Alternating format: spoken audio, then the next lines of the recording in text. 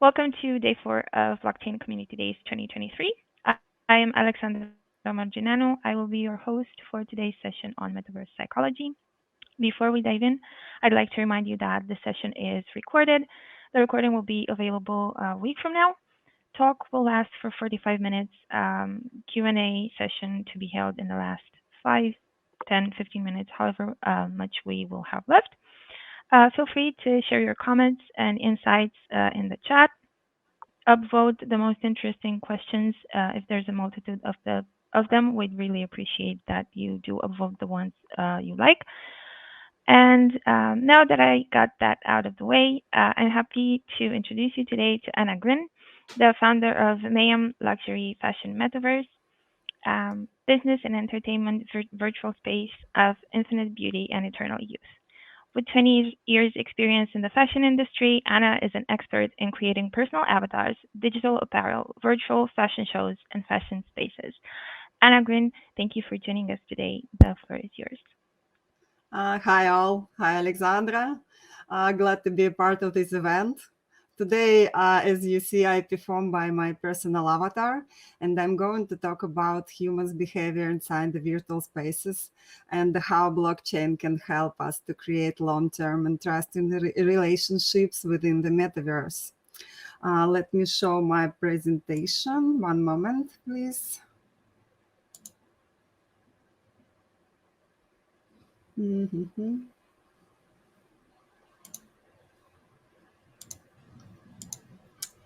One moment. I don't see my presentation. No, not here. Oh, I see it. Finally. Yeah. Is it okay? Do you see my presentation? Alexandra, tell me something. I don't see it. Really? I share with my screen.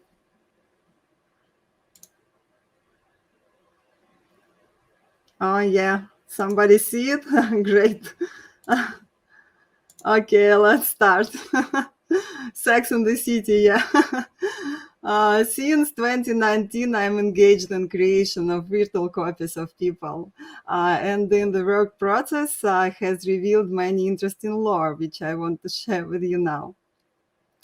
My conclusion will also be based not only the experience of our studio, but also on the study of a large number of sorts of reports from game dev and social networks.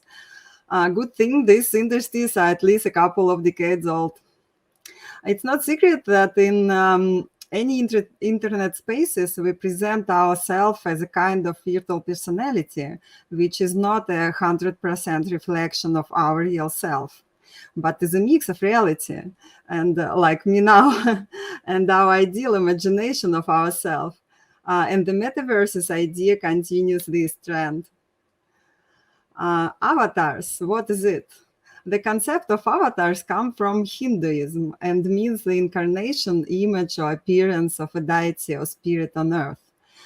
In the modern context of digital worlds and metaverse, an avatar is embodiment of a user in the virtual reality. Metaverses without a person are dead spaces. A person and his virtual alter ego is the main element of virtual reality. Creating our own digital character is largely based on the psychology of our self-presentation. And we do it not only in virtual spaces or in social networks, but in the real world, we also try to present ourselves in the best possible way. But in the reality, we are limited by so many physical aspects, and in the virtual space, not only by our imagination. On one hand, this gives us wide opportunities, and on the other hand, huge space for fakes and speculations. Let's dive into psychology. There was one guy, Roberto Assagioli. He's a psychologist who introduced the concept of subpersonalities.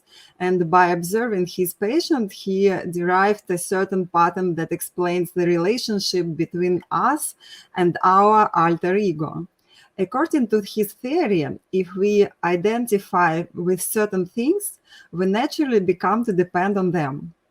And at the same time, if we take something beyond of our identity, we can easily change that content. Simply put, it is one thing to give someone advice about how they should live their life, and another thing to change our own life. We know how much harder that is. And it turns out that virtual worlds are kind of like this interesting reality that allows us to be or not to be at the same time.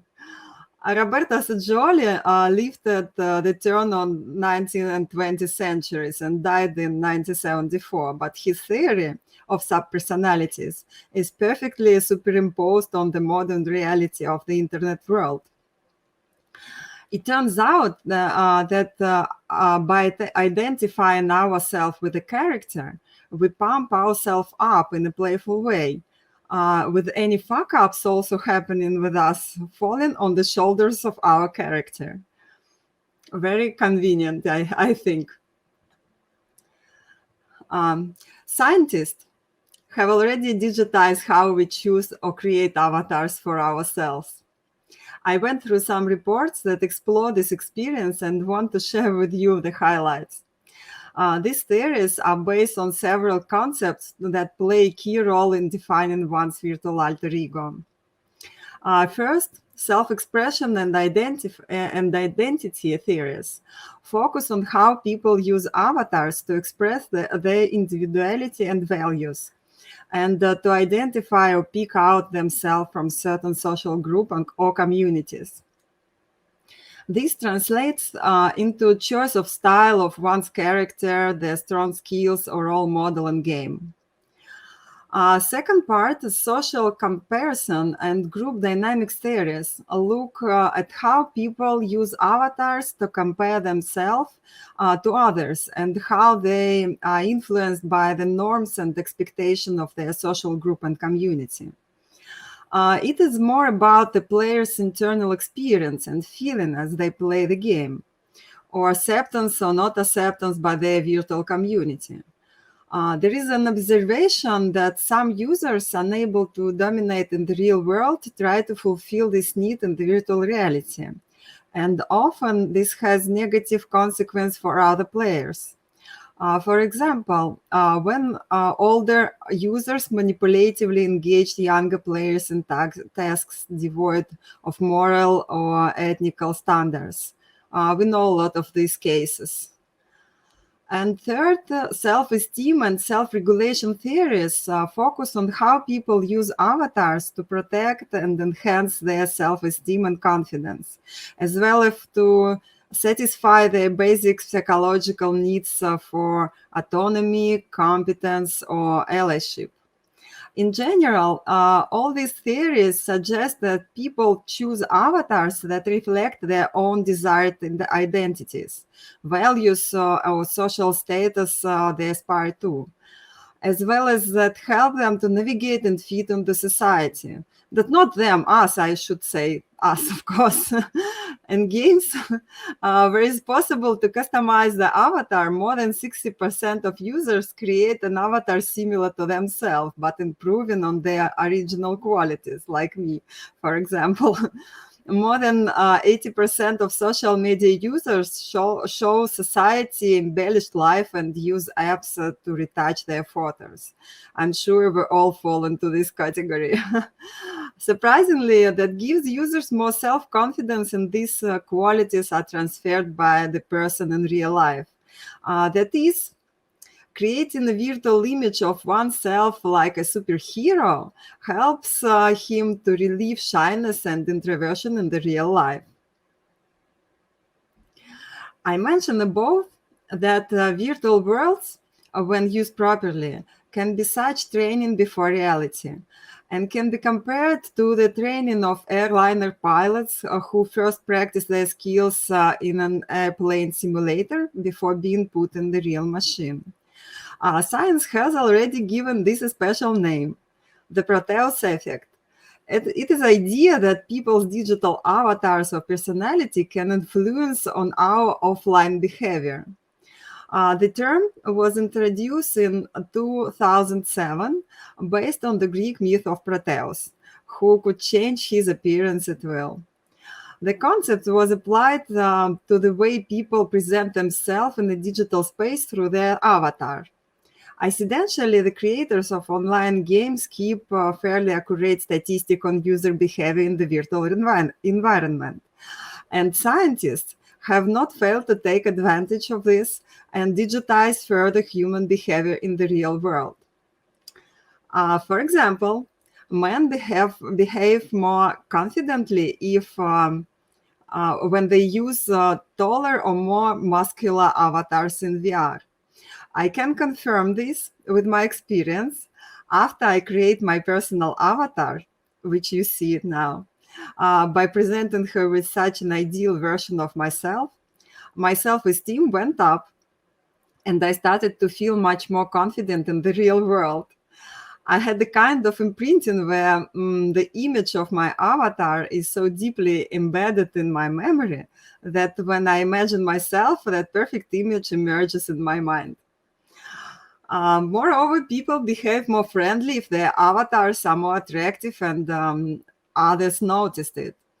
The effect works the other way as well. The people reported more negative and aggressive thoughts after their avatar were dressed in satanic sect outfit, or if they had to be a negative character or kill a lot of people. But people with more dominant and confident avatars also tend to be more assertive and confident in real life. In the avatar user constantly received positive feedback if attention from the others in the virtual world. They may develop a more positive self-image as a result. On the other hand, a negative or dismissive interaction can damage a person's self-esteem. Humans are social creatures, but while in the real world there is almost no chance to make a first impression twice, in the virtual world the chances are there. This data is so interesting that I think could be used in psychotherapy or personal growth training, for example, since it is easiest and the least traumatic experience. But unfortunately, not all data is so cloudless as I have told you here. There are two sides to every coin, and the uncontrolled use of avatars in virtual worlds quite often attracts people with various mental deviations, manipulators prone to destructive actions. And because avatar helps to hide bad intention, children or careless users often fall into these traps. Somebody is probably familiar with Roblox brothels where children fall into, or neuro-linguistic programming, or simple money-related fraud. All of these things that lead to mental trauma for children and teens, or loss of money, or accounts or property.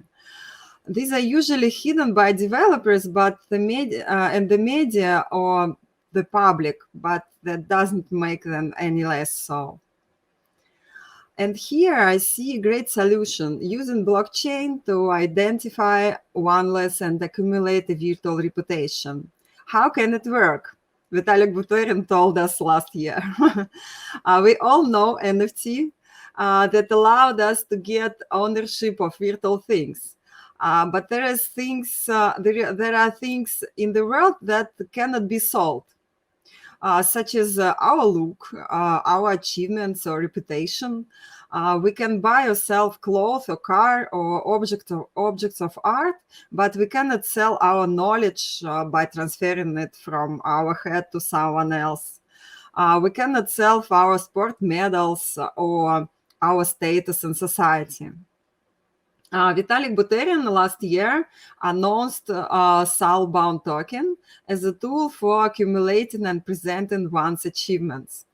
The creators of the SBT, this is short of Soulbound token, the creators of SBT concept wrote a white paper titled Decentralized Society, The Search of Soul Web3, where they outlines the basic of fully decentralized society driven by its users, and how Soulbound token can function as a credential that we use in our daily life. SBT will allow people to build a verifiable Web3 digital reputation based on our past action and experience.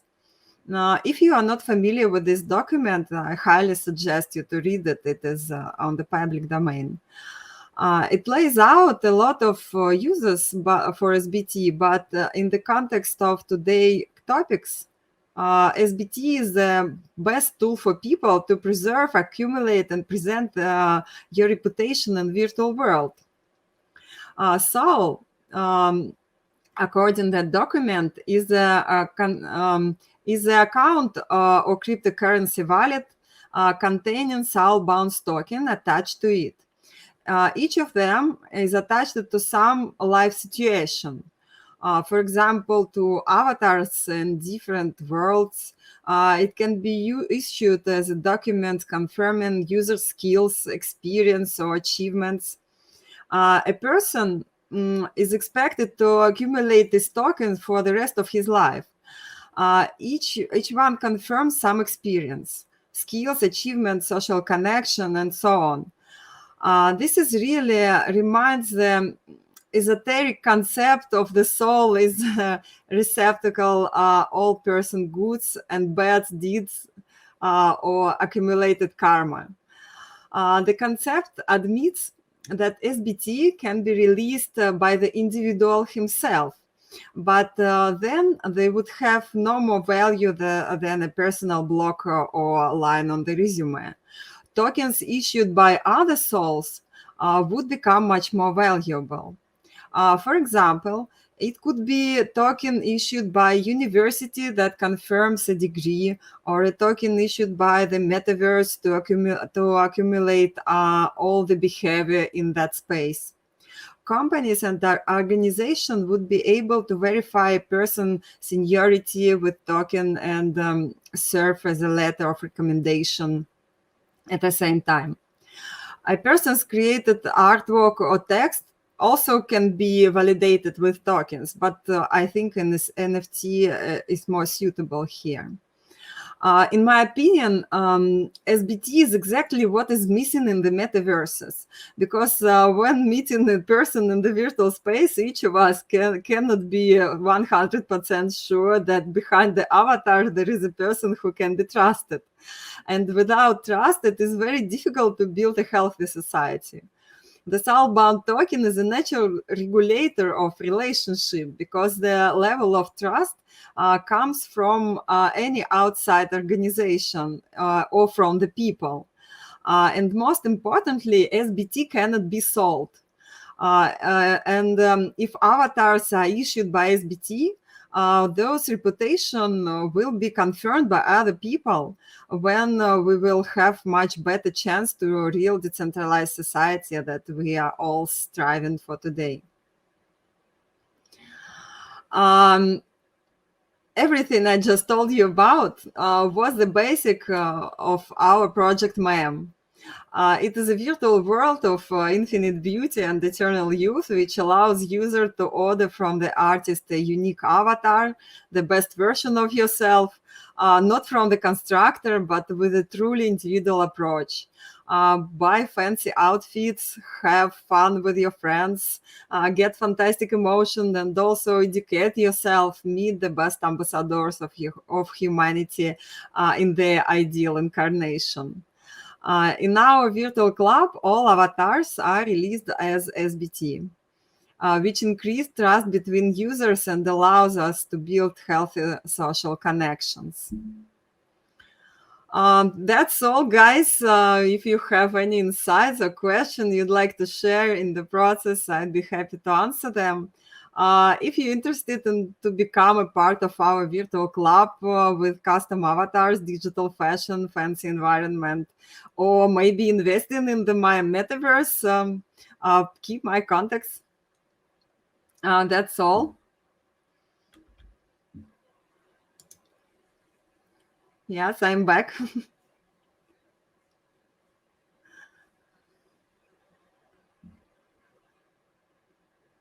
um, Alexandra, your microphone is muted. Microphone.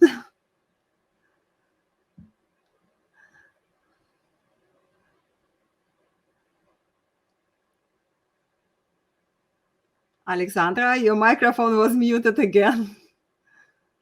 Can you hear me now or not? Yes, yes, I hear you now. Okay, great. I'm not sure what this shenanigan with the mute is, but thank you so much, Anna. We can start the Q&A session. So I did spot one question in the chat. I Give me see the one question. second. Yeah. Uh-huh. Yep, just for our audience to also know it, will smart contractor creators be specialists in demand for the metaverse? I think it is already. You don't think so? I'm the teacher in one school who is teaches 3D designers, and we have a very huge community of good guys who is creating avatars, digital fashion environment, and so on. And I know a lot of guys who is blockchain developers. So I think it is already. Okay, great. Thank you. Another question. Over the past year, dozens of metaverses have appeared. What are three fundamental differences between MAYAM and the rest? What's your uniqueness? Uh, MAYAM is a virtual private club. We are not for all, only for respectable VIP audience. And we provide, this is first, private club. Second, we provide high quality graphic, private service, and safety. And third, we offer not only communication, but also premium entertainment, such as virtual karaoke, for example, in which you can appear in a general way where you can feel and sing like a world star. Golf courses for games and easy communications. Um, for more urgent users, fantastic car racing and adult entertainment. All of this make us different from the other meta worlds with cartoony graphics and obscure community. Awesome. Thank you for your answer. And another one. Why have you decided on the use of SBT for your avatars and not NFTs? By investing in an avatar, I'd like to monetize it in the future, but I cannot sell SBT in the process. Oh, many people wants to monetize monetize everything, you know. We are building our virtual club not for speculations, and Mayam itself is a value for the by our community that is formed around us.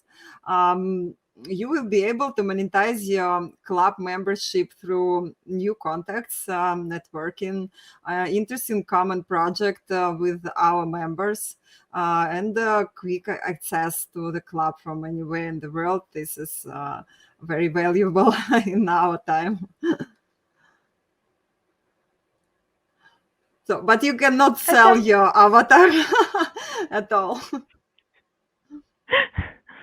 All right. And I think this will be the last question. If none others show up, how can I join your virtual club? What is the price? Um, we have three participation packages. For investors, this is package start from $15,000. You get a share of the company. a personal avatar, and lifetime access to any entertainment in MAYAM, and the ability to influence development of the platform. Second package is business, cost $7,000. You get an avatar, a wardrobe, access to meetups, education programs, entertainment for a year. Custom, $400. You got avatar, wardrobe, access to open meetings, ability to stream the avatar on the social network like I do now. And if you are a luxury brand or already United Business Club or something else, or community maybe, and want to be presented in our space, we also have the offer for you. Please contact me to discuss the details. That's it. Okay, thank you so much, Anna, for all your presentation and for being with us today. I'm looking at the chats. We still have time, guys, so if you want to shoot with questions, you're very free to do so. Going once, twice. Hmm.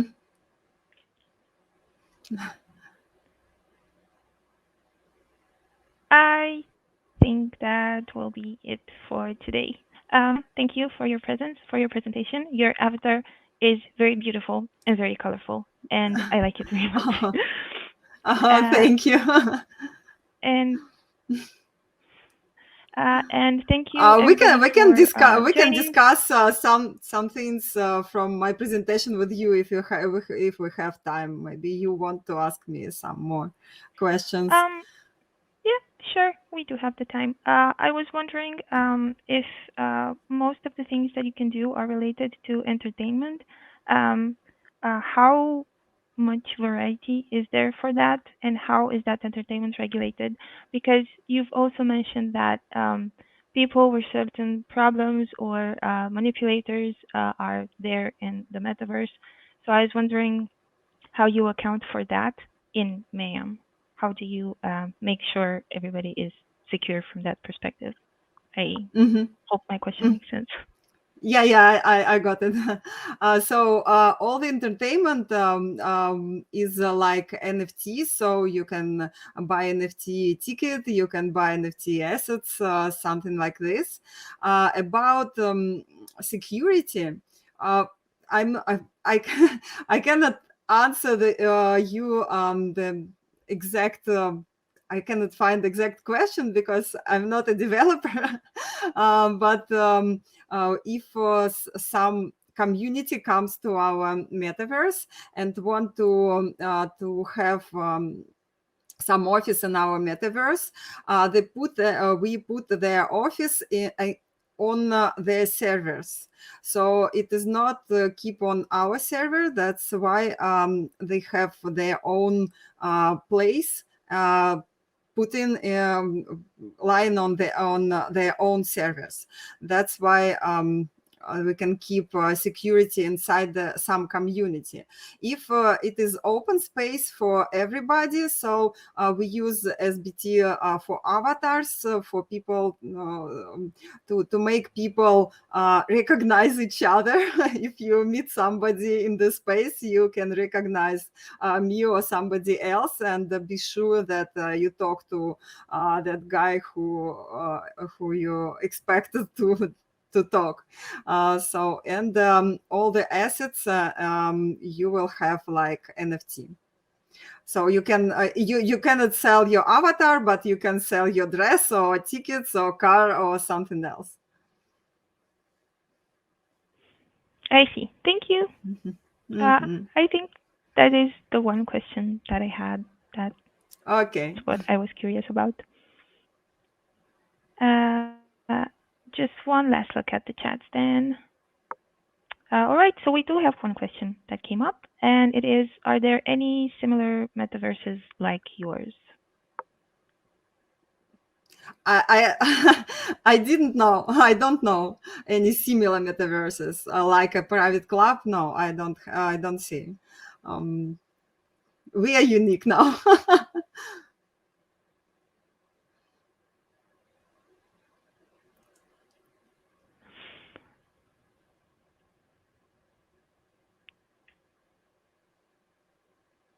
how did you come up with this idea? I used to work with VIPs already 20 years, and I know all the pains, all their thoughts. Maybe that's why I decided to create some space for a VIP. Because they choose exact restaurants, it's places to have a rest or something else. They choose things where nobody else except that community. That's why I decided to create a virtual space for them.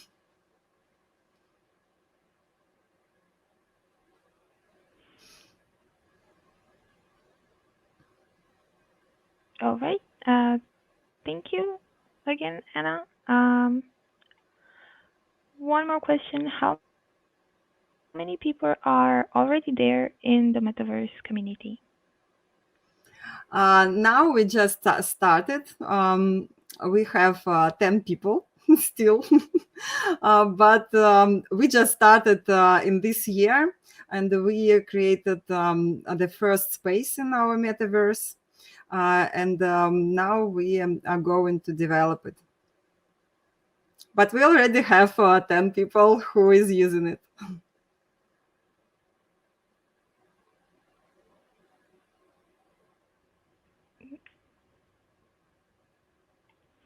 Okay, we have another question that popped up. What's a commercial outcome you think about in 2023? Do you see commercially profitable business cases? You mean metaverse, in the metaverse? Yeah. Yeah. Mhm. Um, Not in this year, not. I think in this year we just spend the money for developing. If you mean what's how we are going in the future, we are going to monetize our project through marketplace, where people can order the avatar, can buy the outfit or some assets, tickets, and other things. And that's the way we are going to monetize this project. I see. We did get a clarification on the last question. Andrei Suslov is asking in the fashion industry specifically if there is commercial outcome you can think about in 2023 and about profitable business cases. Didn't get it. One more time, please. Yeah, specifically for the fashion industry, if there are any commercial outcomes for this year or profitable business cases in the future. Okay, I see. Not in our metaverse, just for fashion business. Mhm. Okay, Mhm. okay. There is a lot of, there is a lot of cases with the fashion brands like Adidas, Nike, a lot of Dolce Gabbana. They launch their NFTs. They try to take a part from on some metaverses like Decentraland or some Roblox, I think. Um, and Bayak metaverse, which is launching this year. So they try to earn money in these cases. So I think for fashion business, it is very good to sell virtual assets, to try to not to sell NFTs like a tool to get something in the real life. This is this can be better if fashion business try to sell virtual assets and some metaverses. And I think this is the future of fashion, because people stop buying a lot now.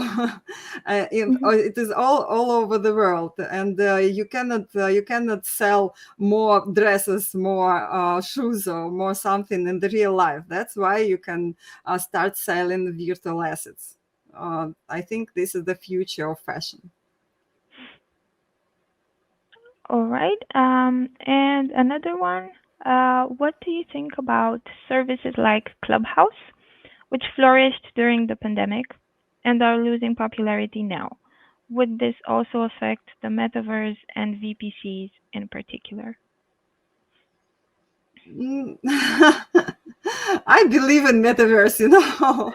I don't believe in Clubhouse, for example, because I know that 80% of people they're visuals.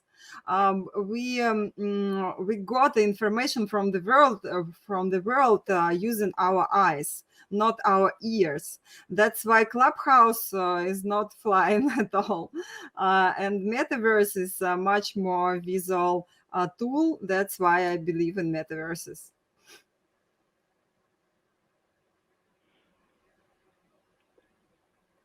Thank you. I am browsing for yet other questions. Mm,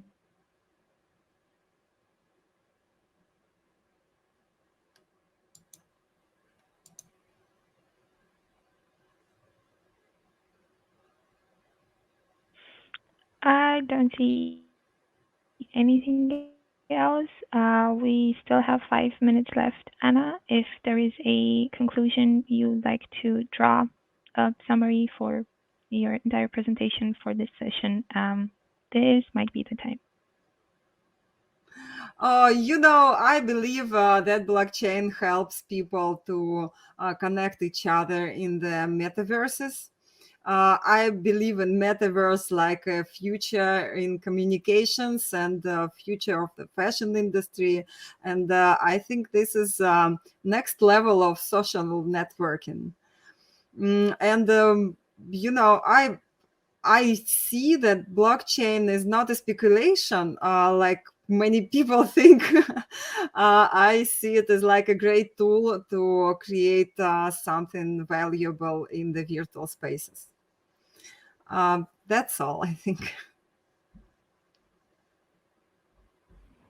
Thank you, Anna Grin, once more for being today with us, for your presentation, for answering all of our questions. Um, Thank you, everybody, for joining.